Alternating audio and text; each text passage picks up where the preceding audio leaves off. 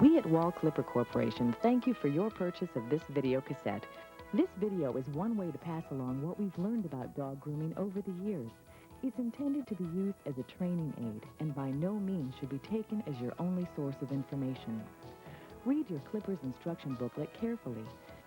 Wall makes a variety of pet clippers for professional groomers and do-it-yourselfers. Both you and your dog will appreciate the time you take now to become familiar with your Wall clipper before you use it. Let's take a moment now to go over the features. The most important part of your clipper is the blade set. Keep the blades protected when you're not actually cutting. Keep them clean and well oiled, and they'll last for years of cutting. To oil the blades before clipping, turn the clipper on and apply a few drops to the top blade. As hair collects in the blades during clipping, turn it off. Brush the hair out with the cleaning brush. Wipe it off right away. Never use water to clean the blades. If you need to remove the blades from an electromagnetic clipper to clean or repair them, be sure to follow the steps in the instruction booklet to properly align the blades when you reinstall them. The rotary and gear-driven blades are self-aligning. Most Wall clippers feature a tapering lever, which enables you to adjust the cutting stroke for a variety of cutting depths or lengths. The tapering lever also helps work dirt and hair out and oil in. Simply flick the tapering lever back and forth several times. The uppermost position of the taper control lever provides the finest cut, and the cut becomes gradually coarser as you move the lever downward. If, after time, you notice that your blades need to be resharpened, you should send them back to our repair department. If your clipper is electromagnetic, like the Deluxe Model 9264, you'll notice a power screw in the middle of the right-hand side of the clipper. This allows you to adjust for the electric line voltage in your home if it's different from the voltage that's preset at the factory. If you need to do this, start the clipper. Turn the power screw slowly clockwise until you hear an abrupt change in the motor's sound. Then gradually turn the screw back to a point where the clipper again runs quietly. As with any electric appliance, a few safety precautions are in order. Keep the clipper away from water. Use close supervision around children and around your dog. Unplug the clipper when not in use. Don't use the clipper if you drop it or if it shows signs of damage or wear, especially to the blades or attachment combs. Send it to Wall and have one of our qualified repairmen check it out. And be sure to keep the air openings clean and clear from any blockages. Don't insert objects through these vents or other openings on the clipper. And be sure to read all of the safety precautions in your instruction booklet. In the demonstrations on this tape, we'll concentrate on 3 breeds and their special requirements. Poodles, which are highly styled, Schnauzers, which have some unique trimming requirements, and Irish Setters, the most popular type of sporting dog. If your breed of dog is different than these, don't worry. The basic techniques covered for these 3 types in this video can be customized for your breed of dog. Should you clip your dog regularly, you can usually tell when he needs a trim. Every 6 to 8 weeks is a good rule of thumb. Clip a little more often in the summer months. If your dog spends most of his time outside, he should be clipped more often as a measure to control fleas and ticks and to keep him cleaner overall. Your dog should be combed out, dematted, and freshly bathed before grooming. The dog must be thoroughly dry before you clip him. Have your clipper attachments, clipper oil, and other accessories within easy reach. Now for the clipping. We'll start by demonstrating a complete clipping for a poodle, then touch on the different techniques required for Schnauzers and Setters. Set your taper control to a medium setting. You'll be cutting the hair on the feet first. The cut is done against the grain, or the direction against the natural fall of the hair. This lets you achieve a very close cut. But be very careful of cutting too close. Dogs can get skin irritation from too much close cutting. Most of the cutting you'll do will be with the grain. For any body cut you want to finish against the grain, depending on your touch and your experience, you should first cut as close as possible with the grain, then go back over it the other way. Do the underside of the paw first, clipping the hair between the toes and pads. Now turn the dog around, or move so that he faces you. Proceed to clip the top of the foot. Clip the sides of the foot from the nails to the ankle joint. Move the taper control midway between coarse and fine. Then use the fingers of your free hand to spread the toes apart. With a light, delicate touch, cut the hair between the tops of the toes. Be careful not to nick the skin. When you've finished with all 4 feet, touch up stray hairs with your scissors.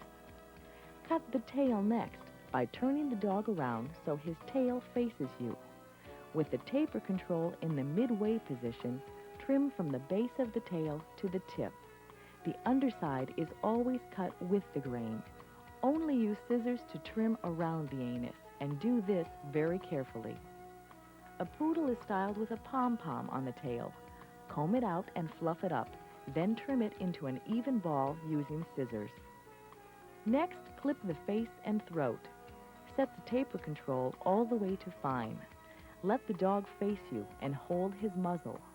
Stretch the skin tight and, if necessary, turn his ear back.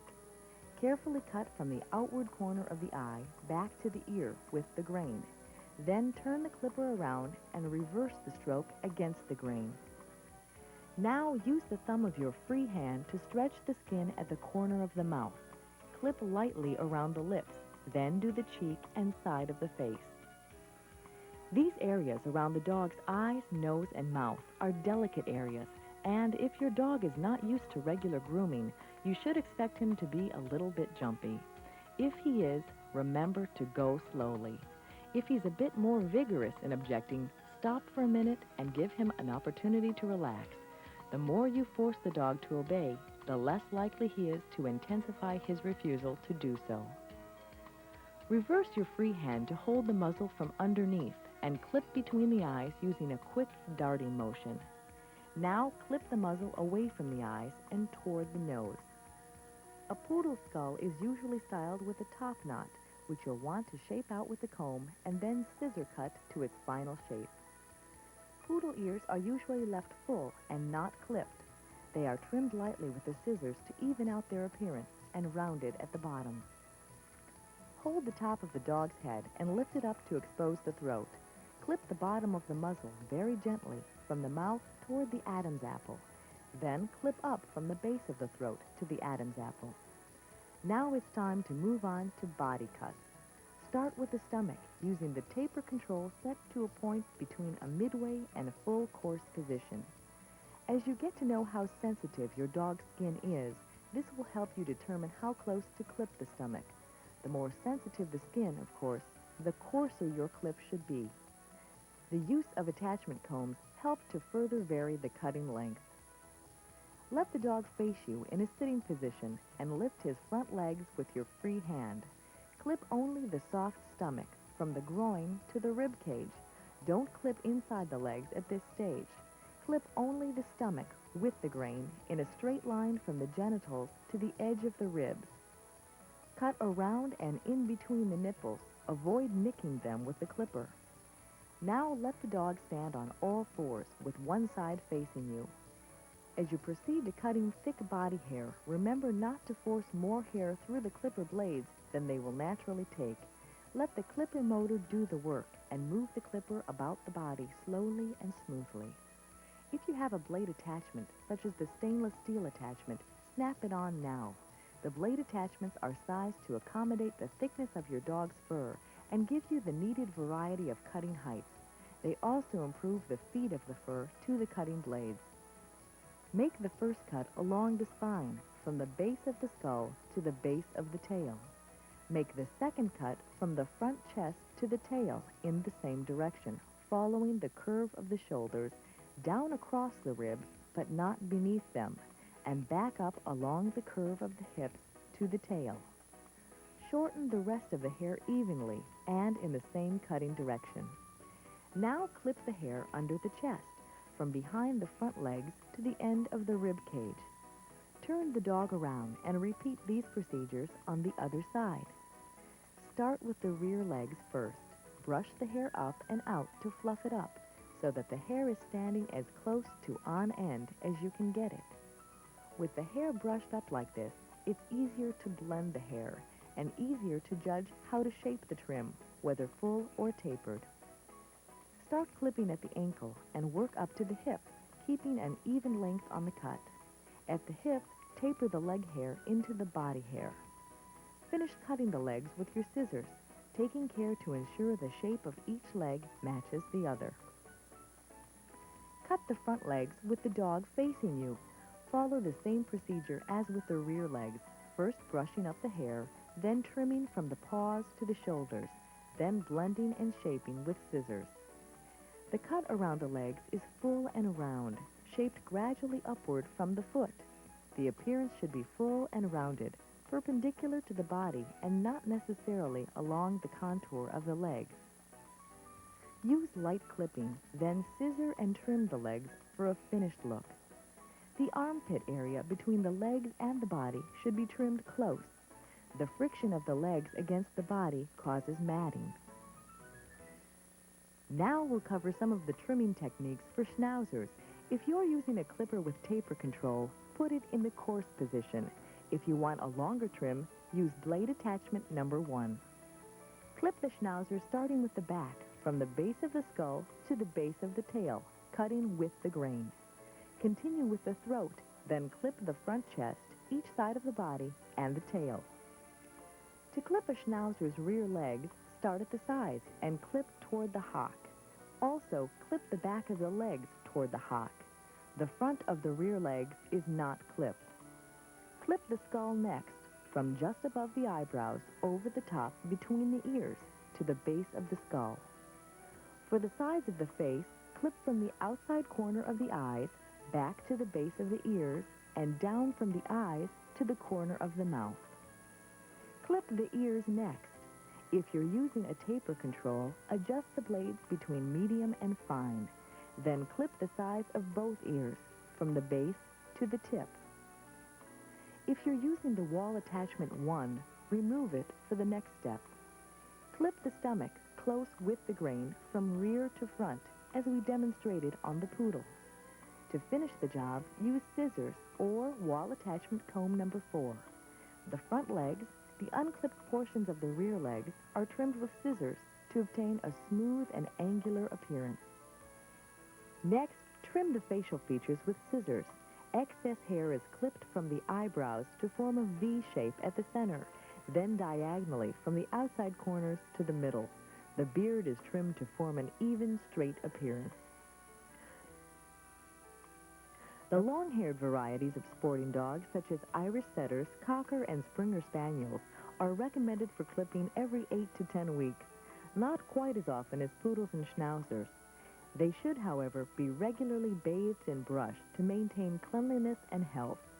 If you use your sporting dog for hunting, you'll have an easier time taking care of his coat if you clip a few weeks before you plan to hunt. Using a regular blade and a coarse taper setting, clip the skull, the base of the ears, and the throat of the dog first. All of this clipping is done with the grain to achieve what is called a clean face. The hair you clip should be blended into what is not clipped. With a fine taper setting and blade attachment number 3, clip the neck, the shoulders, and the chest. Again, blend the hair into the body and the lower chest. Clip the legs, feet, and tail in the same manner. Remember to oil your clipper before you put it away in a safe location. Wrap the cord carefully and clean the blades and accessories. We also make a full line of blades and accessories that allow you to add to your clipper kit as you see fit. See your Wahl retailer or write to us to order from the Wahl Products catalog.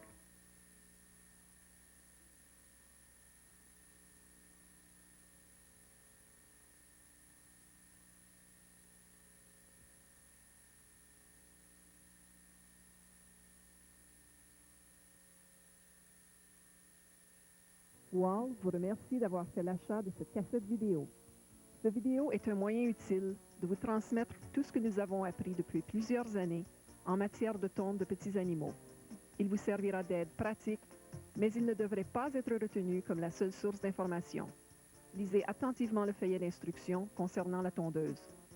Wahl fabrique une variété de tondeuses pour petits animaux destinées aux professionnels de la tonte et à ceux qui désirent faire le travail eux-mêmes.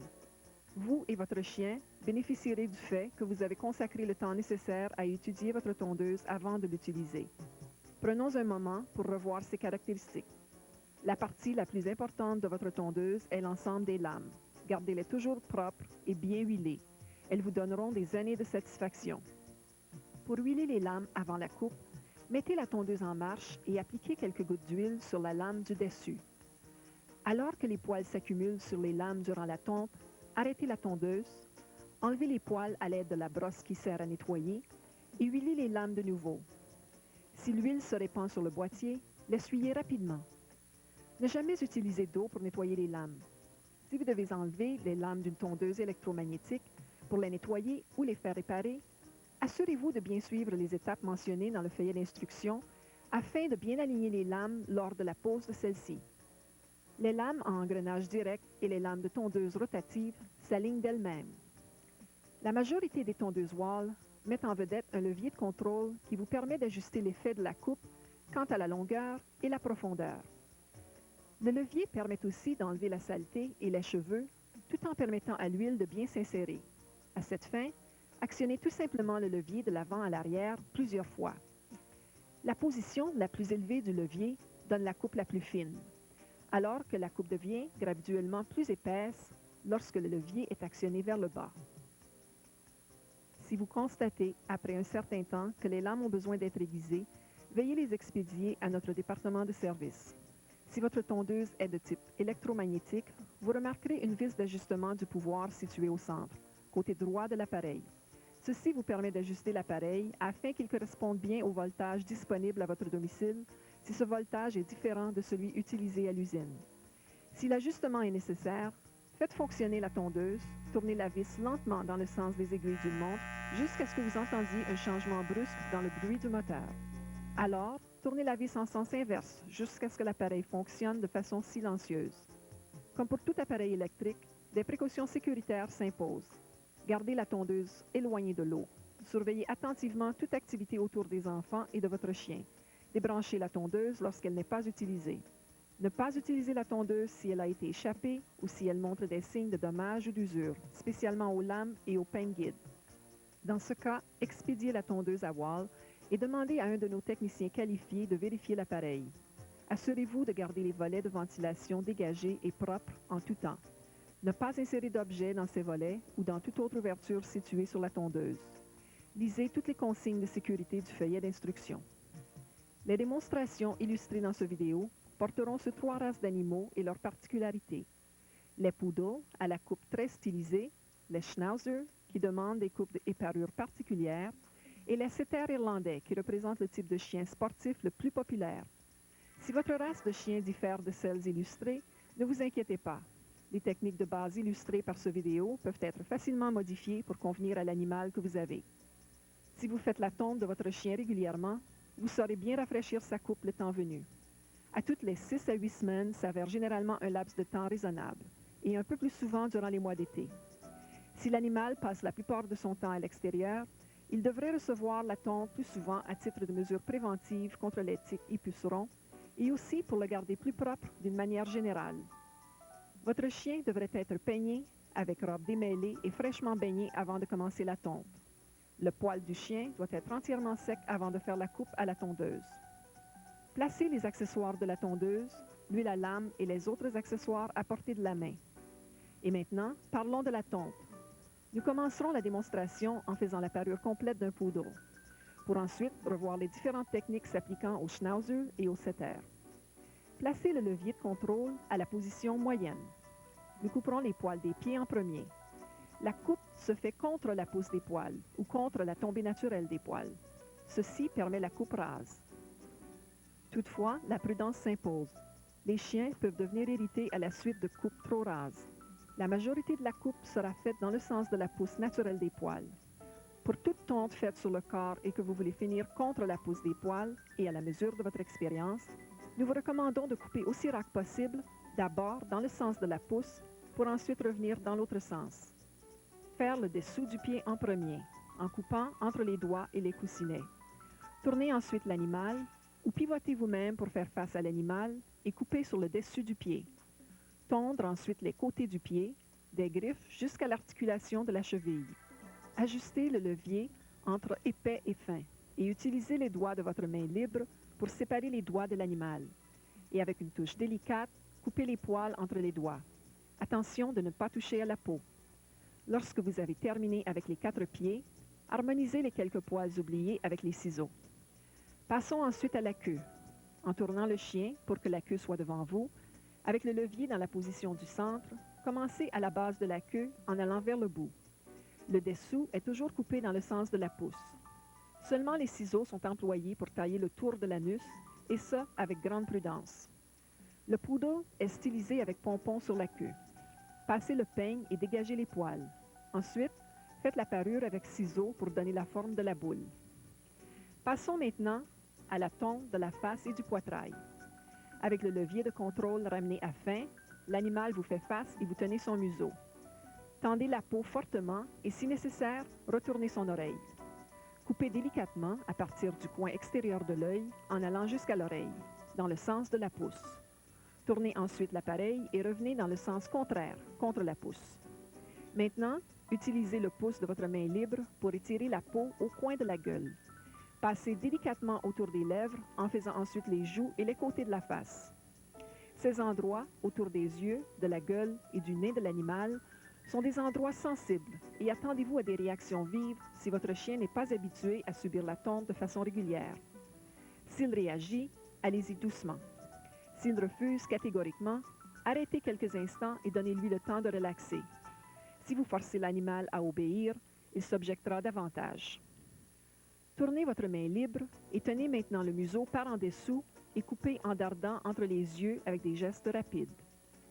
Tondre maintenant le museau en partant des yeux en allant vers le nez. Le dessus de la tête du poodle est souvent couronné d'une touffe de poils que vous formerez avec le peigne en terminant avec la coupe au ciseau. Les oreilles du poodle sont souvent laissées plein poil. Elles sont plutôt taillées légèrement avec les ciseaux pour les harmoniser, avec forme arrondie en dessous. Tenir le dessus de la tête du chien et lever pour exposer le poitrail. Passez la tondeuse sous le museau, délicatement, en allant vers la pomme d'Adam. Ensuite, coupez de la base du poitrail en allant vers la pomme d'Adam. Maintenant, passons au corps de l'animal.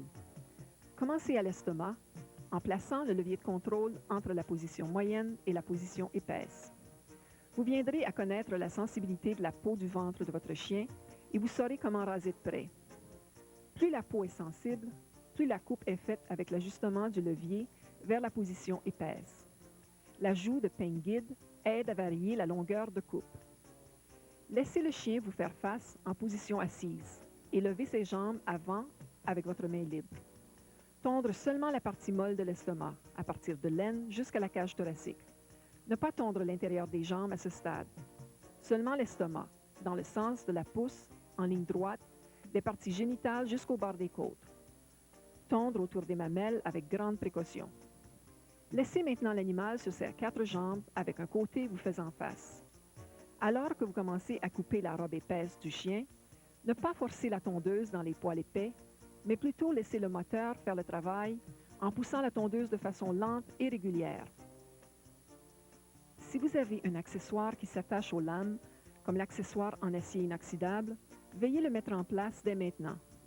Cet accessoire de lame est conçu et mesuré pour accommoder l'épaisseur de la robe du chien, pour ainsi donner différentes longueurs de coupe. Les poils sont également mieux présentés aux lames avec cet accessoire.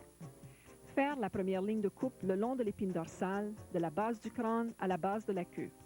Faire la deuxième ligne de coupe en partant du devant du poitrail, en allant vers la queue dans la même direction. Et en suivant la coupe des épaules, en descendant jusqu'à la hanche, mais pas en dessous de celle-ci. Et vers le haut, le long de la courbe des hanches jusqu'à la queue. Raccourcir le reste des poils également, en continuant la coupe dans la même direction. Maintenant, coupez les poils sous le poitrail en partant des jambes avant jusqu'au bout de la cage thoracique. Tournez le chien et répétez les mêmes gestes de l'autre côté. Commencez avec les jambes arrière. Brossez les poils et ventilez-les adéquatement pour qu'ils se tiennent hérissés le plus possible. Avec les poils ainsi soulevés, il est plus facile d'harmoniser la tonte et de former la parure de façon droite ou effilée. Commencez à couper à la hanche en allant jusqu'à la cheville, en gardant une longueur égale. Sur la hanche, effilez les poils des jambes pour harmoniser avec les poils du corps.